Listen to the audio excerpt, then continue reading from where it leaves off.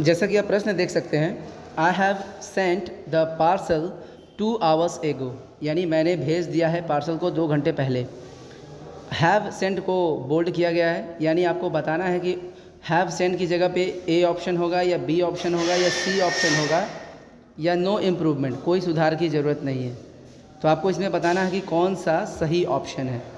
तो इस प्रश्न को करने के लिए मैं आपको एक बढ़िया सा ट्रिक बताता हूँ।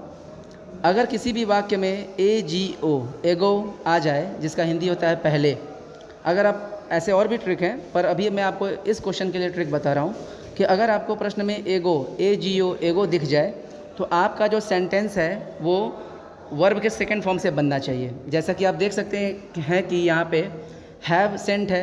हैव सेंट बोले तो present perfect tense, has have plus verb का तीसरा रूप, और पास्ट इंडेफिनिट टेंस में होता है सब्जेक्ट के तुरंत बाद सिर्फ V2। जैसे मैं गया, आई वेंट, ठीक है, आई वेंट। तो ये है हमारा past indefinite, and I have gone, ये है हमारा प्रेजेंट परफेक्ट टेंस। तो एक रूल है कि अगर हमारा सेंटेंस, अगर उसमें कहीं आपको एगो दिख रहा हो, ए जी ओ एगो, तो आपका जो सेंटेंस है वो सेंटेंस पास्ट इंडेफिनिट में बनना चाहिए, यानी वर्ब के सेकंड फॉर्म से बनना चाहिए। तो सेंड का दूसरा रूप सेंट होता है और तीसरा रूप भी सेंट ही होता है। तो चूंकि हम प्रश्न में देख रहे हैं कि हैव है, तो हैव के बाद V3 यानी क्रिया का तीसरा रूप आता है, इसलिए सेंट यहाँ पे V3 है। आपको सिर्फ हैव सेंट की जगह पे सी लगाना चाहिए, सेंट, क्योंकि यहाँ पे सेंट सेंड का दूसरा रूप है। तो ये प्रश्न होगा, I sent the parcel 2 hours एगो, मैंने पार्सल को भेज दिया 2 घंटे पहले। तो आंसर होगा सी।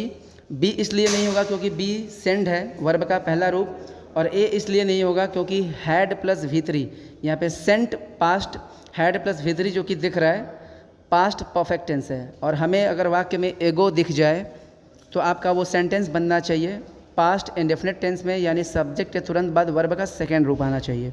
ठीक है, जैसे एक एग्जाम्पल ले लीजिए, और वह 2 घंटे पहले सो गया, तो ही हैज स्लेप्ट 2 आवर्स एगो, ये गलत है, ही स्लेप्ट 2 आवर्स एगो होगा, ही स्लेप्ट 2 आवर्स एगो।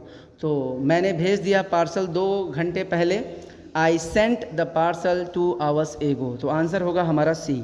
ट्रिक याद रखिएगा, अगर वाक्य में एगो आ जाए, ए जी ओ एगो पहले, तो आपका वाक्य V2 यानी वर्ब के दूसरे रूप से बनना चाहिए, यानी पास्ट इंडेफिनिट टेंस में बनना चाहिए।